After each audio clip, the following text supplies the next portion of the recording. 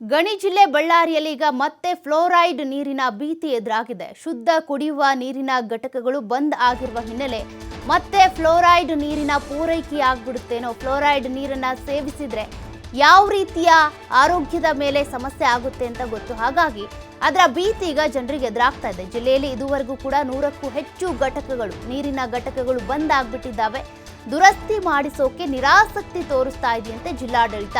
ಇದರತ್ತ ಗಮನ ಹರಿಸ್ತಾ ಇಲ್ಲ. ಕುಡಿಯೋ ನೀರಿನ ಘಟಕಗಳು ಸ್ಥಗಿತವಾಗಿರೋದ್ರಿಂದ ಫ್ಲೋರೈಡ್ ನೀರೇ ಗತಿ ಎನ್ನುವಂತಾಗಿದೆ. ಬಳ್ಳಾರಿಯ ವಿವಿಧ ಗ್ರಾಮಗಳಲ್ಲಿ ನೂರಾರು ನೀರಿನ ಘಟಕಗಳು ಬಂದ್ ಆಗಿರೋದ್ರಿಂದ ಫ್ಲೋರೈಡ್ ನೀರಿನಿಂದ ಬೆನ್ನುಹುರಿ, ಸ್ನಾಯು ಸೆಳೆತ, ಕಂದು ಹುಲ್ಲು ಸಮಸ್ಯೆಗಳು ಎದುರಾಗ್ತವೆ. ಆದ್ರೀಗ ಕುಡಿಯೋ ನೀರಿನ ಘಟಕಗಳು ಬಂದ್ ಆಗಿರೋದ್ರಿಂದ ಈ ಫ್ಲೋರೈಡ್ ನೀರನ್ನೇ ನಾವು ಸೇವಿಸಬೇಕಾದಂಥ ಪರಿಸ್ಥಿತಿ ಬಂದಿದೆ ಅಂತ ಜನರು ಈಗ ಆತಂಕದಲ್ಲಿದ್ದಾರೆ. ಈ ನೀರನ್ನ ಸೇವಿಸಿದ್ದೇ ಆದರೆ ಆರೋಗ್ಯಕ್ಕೆ ಬಹಳ ಹಾನಿಕರ. ಬೆನ್ನುಹುರಿ ಸಮಸ್ಯೆ ಉಂಟಾಗುತ್ತೆ, ಸ್ನಾಯು ಸೆಳೆತ ಉಂಟಾಗುತ್ತೆ, ಕಂದು ಹಲ್ಲು ಸಮಸ್ಯೆ ಬರುತ್ತೆ. ಈ ಹಲ್ಲುಗಳೆಲ್ಲ ಕಂದಾಗ್ತಾ ಹೋಗ್ತವೆ, ಹಲ್ಲು ಬೇಗ ಹಾಳಾಗ್ತವೆ.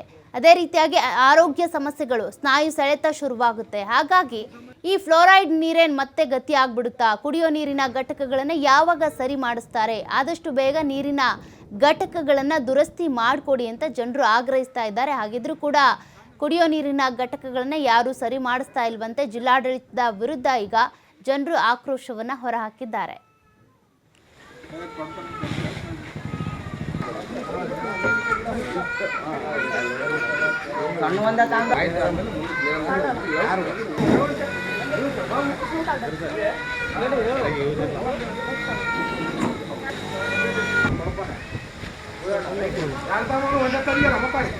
ಯಾರು